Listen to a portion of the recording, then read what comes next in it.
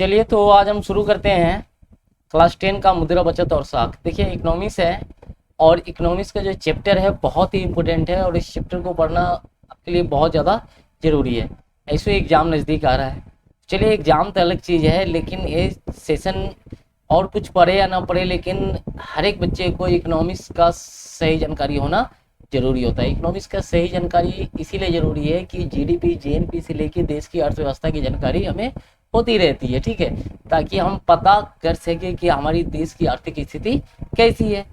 तो चलिए इसमें आज हम पढ़ेंगे मुद्रा बचत और साख। मुद्रा का मतलब मनी है ना, मुद्रा का मतलब समझ रहे हैं ना, रुपया पैसा। जो अभी गुलाबी वाला नोट बंद हुआ है आपको तो याद होगा, ठीक है, 2000 से बंद हो गया है। बचत, बचत का मतलब जो हम बचाते हैं, यानी कि कमाते तो है, कमाने के बाद जो हम खर्च करते हैं, खर्च करने के बाद जो हम बच जाता है, जो हम बैंक में डालते हैं, घर में डालते हैं, ठीक है, रख लेते हैं जमा करके, बचत। साख भरोसा या विश्वास के तौर पे ऋण देना। तो चलिए बहुत अच्छे ढंग से हम ये पूरे चैप्टर को एक्सप्लेन करेंगे, सारा क्वेश्चन को बहुत डिटेल में हम पढ़ेंगे और आपको इतना बढ़िया आ जाएगा समझ में ना कि कभी आपको याद करना नहीं पड़ेगा। तो चलिए पूरा हम एक एक क्वेश्चन को बहुत अच्छे ढंग से एक्सप्लेन करके और समझाएंगे ताकि आपको कोई समस्या ना हो। गारंटी देते हैं कि पूरा वीडियो देखने के बाद आपको दोबारा रटने की जरूरत नहीं पड़ेगी। तो चलिए शुरू करते हैं। पहला क्वेश्चन है वस्तु विनिमय प्रणाली क्या है। तो देखिए नीचे का फिगर जैसे आप देख रहे हैं ना कि वस्तु विनिमय प्रणाली, तो हमारे देश में तो ये मुद्रा का प्रचलन है। मुद्रा का मतलब पैसा, रोकड़ा, रुपया, ठीक है ना।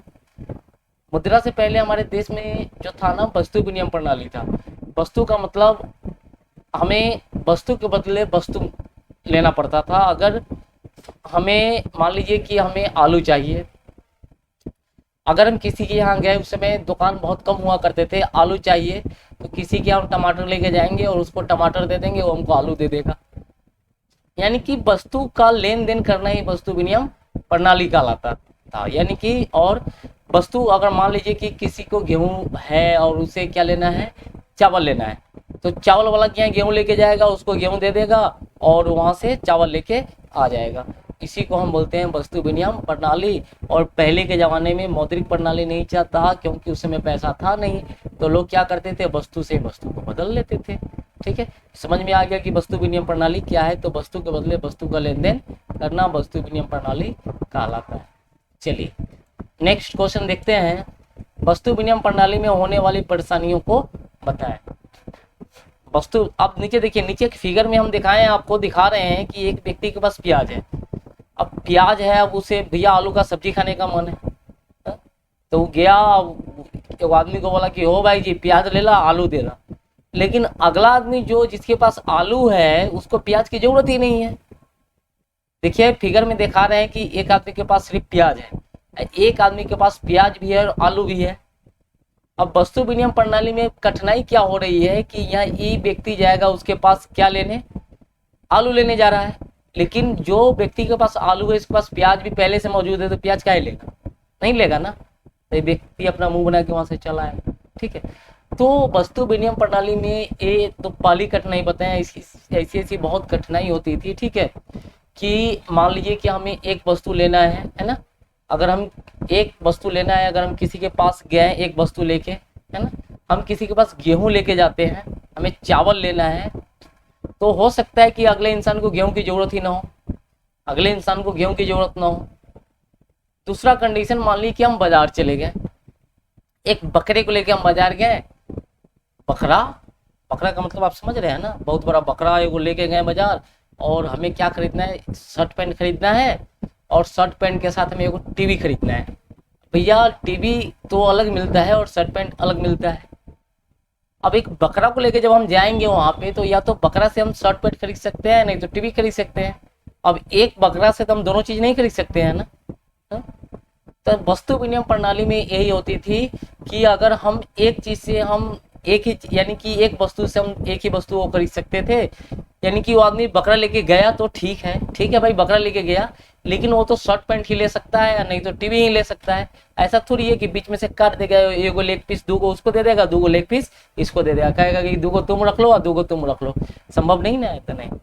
तो ये होती थी वस्तु विनिमय प्रणाली में सबसे बड़ी कठिनाई। ठीक है, चलिए अगला क्वेश्चन देखते हैं, मौद्रिक प्रणाली क्या है। तो याद रखिएगा पिछला जो क्वेश्चन 2 नंबर हम पढ़े हैं ना कि वस्तु विनिमय प्रणाली को है ना खत्म करके जो आया था ना उसको हम कहते हैं मौद्रिक प्रणाली। देखिए अब यहाँ पे फिगर है वही लेकिन बदल गया है। अब हम वस्तु के बदले वस्तु नहीं ले रहे हैं, वस्तु के बदले मुद्रा दे रहे हैं, पैसा दे रहे हैं, रुपया, ठीक है। अब ये भाई साहब को क्या चाहिए, प्याज चाहिए, तो प्याज के बदले क्या ले दे रहे हैं, तो पैसा दे रहे हैं। समझ में आ गया ना। तो जहाँ पे मुद्रा का उपयोग किया जाता है ना वस्तु खरीदने के लिए उसे मौद्रिक प्रणाली कहते हैं। तो वस्तु विनिमय प्रणाली को खत्म करके क्या आया था, मौद्रिक प्रणाली, ताकि लोगों को सामान खरीदने और बेचने में कोई परेशानी ना हो। तो मौद्रिक प्रणाली का मतलब होता है वस्तु खरीदने के लिए मुद्रा का उपयोग करना, ठीक है। अगला, मुद्रा की परिभाषा दे, ठीक है। तो मुद्रा एक वह धन है जिसका उपयोग हम अपने जीवन में करते हैं वस्तुओं को क्रय विक्रय करने के लिए, ठीक है। अरे भैया पैसा है तो सब कुछ है, पैसा है, कहते हैं ना कि पैसा के बिना कुछ भी नहीं है, जग सोना सोना लागे वाला कहावत आपने सुने होंगे ना। तो वही हाल है, मुद्रा है तो सब कुछ है, मुद्रा नहीं है तो कुछ भी नहीं है, तो है ना। तो याद रखिएगा कैसे, तो ऐसे मुद्रा वह धुरी है जिसके चारों तरफ अर्थव्यवस्था घूमती है, यानी कि मुद्रा के बिना कुछ भी चीज संभव नहीं है। तो मुद्रा रुपया, पैसा, रोकड़ा को कहते हैं जिसका उपयोग हम अपने जीवन में करते हैं वस्तुओं को खरीदने और बेचने के लिए। चलिए पांचवा है एटीएम क्या है, ऑटोमेटिक टेलर मशीन। भैया अभी तो हर एक लोग, यानी कि कोई ऐसा आदमी नहीं होगा जो एटीएम का यूज नहीं किया होगा, ठीक है। तो इसके बारे में तो बहुत अच्छे से जानते हैं ना कि ऑटोमेटिक टेलर मशीन जिसमें हमेशा पैसा भरा हुआ रहता है, ठीक है, लेकिन फ्री में नहीं मिलता है, ठीक है। अब सोचिए कि हम पैसा जाके फ्री में निकाल लेते, नहीं, उसके लिए आपको एक प्लास्टिक का कार्ड रहता है, उसमें 4 अंक का एक पिन होता है, जाइए उसमें डालिए और पैसा निकालिए। अब एक छोटा बैंक है, अब बैंक क्या करता है 9 से 4 सेवा देता है और ये भाई साहब जो है 24 घंटा सेवा देते हैं, ठीक है, 24 घंटा सेवा देते हैं। अब जब चाहे तब इससे पैसा निकाल सकते हैं। तो चलिए ये तो हमारे लिए, हमारे क्या पूरे सभी के लिए बहुत सुविधाजनक चीज है जिसको हम ऑटोमेटिक टेलर मशीन कहते हैं। 24 घंटा जब चाहे तब मुद्रा निकाल सकते हैं। चलिए पत्र मुद्रा क्या है, भारत में इसे कौन जारी करता है। तो याद रखिएगा पत्र मुद्रा करेंसी जानते हैं ना, 10, 20, 40, 50 वे गुलाबी नोट, पियर का, हरियर का, ललका नोट, ठीक है। तो याद रखिएगा इसे केंद्र सरकार जारी करता है, आरबीआई के द्वारा इसे जारी किया जाता है। और ये जो करेंसी जिसको हम कहते हैं ना कागज का नोट जिसका इस्तेमाल अपने हम जीवन में करते हैं उसे हम पत्र मुद्रा कहते हैं। और इसे कौन जारी करता है, तो आरबीआई से जारी करता है। अगला क्वेश्चन है साख क्या है। तो साख का मतलब होता है भरोसा या विश्वास। ये देखिए जब भरोसा या विश्वास का मतलब आप समझ रहे हैं ना, जब किसी व्यक्ति को ऋण देना है तो अगले व्यक्ति को क्या चीज पर ऋण देगा, तो अगले व्यक्ति को ऋण देने के लिए सबसे पहले उसके पास भरोसा होना चाहिए, विश्वास होना चाहिए कि अगला व्यक्ति जो ऋण ले रहा है वो चुकाएगा कि नहीं चुकाएगा। देखिए पेपर वेपर का कोई वैल्यू नहीं है, ठीक है, पेपर एक फॉर्मेलिटी है, कहते हैं ना कि ऋण देते समय ये लाओ वो लाओ वगैरह, नहीं, वो एक फॉर्मेलिटी है। रियल जो चीज है ना वो होता है भरोसा और विश्वास। तो साख का अर्थ होता है भरोसा या विश्वास। ऋण देने के लिए हम जो चीजों का उपयोग करते हैं ना उसे हम कहते हैं भरोसा या विश्वास, ठीक है। तो साख का मतलब समझ में आ गया, भरोसा या विश्वास, जिसके मतलब यानी कि लोग क्या करते हैं ऋण लेते हैं और ऋण देते हैं। एक आदमी जब दूसरे को ऋण देता है तो वो भरोसे पे देता है कि वो व्यक्ति चुका देगा, सही समय आते आते वो पैसे को चुका देगा, ठीक है। अब अगला क्वेश्चन है क्रेडिट कार्ड क्या है, ठीक है।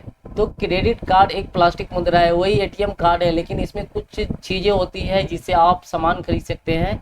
एक आम आदमी के लिए नहीं होता है, बड़े बड़े व्यापारियों के लिए होता है, ठीक है, जिसका एक लिमिट होता है। अब सबका अपना अपना लिमिट होता है, 35, 40, 50, 60, 70, 80, 1 लाख, 1.5 लाख, 2 लाख, ठीक है, सबका अपना अपना लिमिट होता है, ठीक है।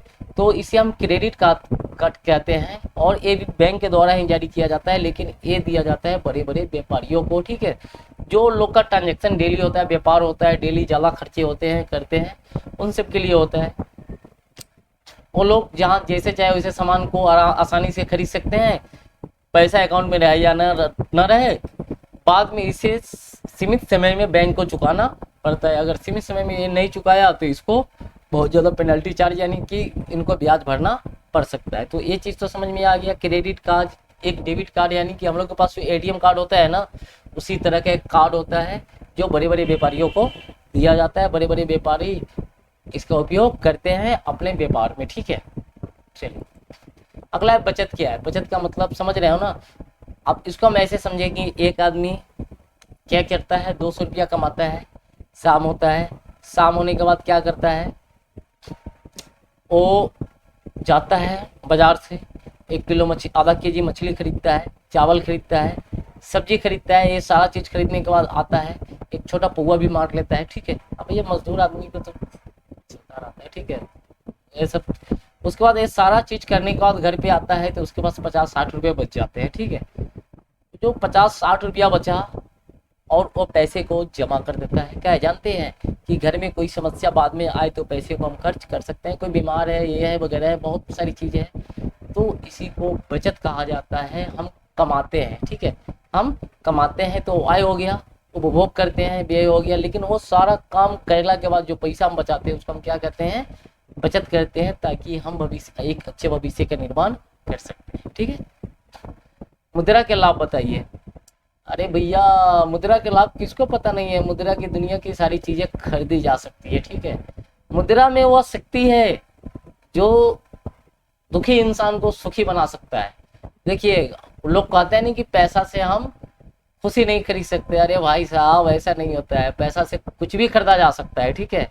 आज का युग है, अभी के युग में पैसा से कुछ भी खरीदा जा सकता है। तो मुद्रा एक ऐसी वस्तु है जिससे हम दुनिया की कोई भी चीज खरीद सकते हैं आसानी से। और दूसरी चीज सुंदर और टिकाई होती है, इसका कोई एक्सपायरी डेट नहीं होता है, और इसे हम जब चाहे वहां लेके जा सकते हैं, ठीक है। अब वस्तु विनिमय प्रणाली में तो लेके नहीं जाते थे, लेकिन मुद्रा एक ऐसी चीज है जिसे हम जहाँ चाहे वहाँ आसानी से लेके जा सकता है। सुंदर, टिकाऊ और दिखने में छोटा होता है, ठीक है। तो चलिए कैसा लगा ये सेशन आपको, ठीक है। तो फिर अगले दिन हम फिर अगला सेशन इसका लेके आएंगे, ठीक है। धन्यवाद।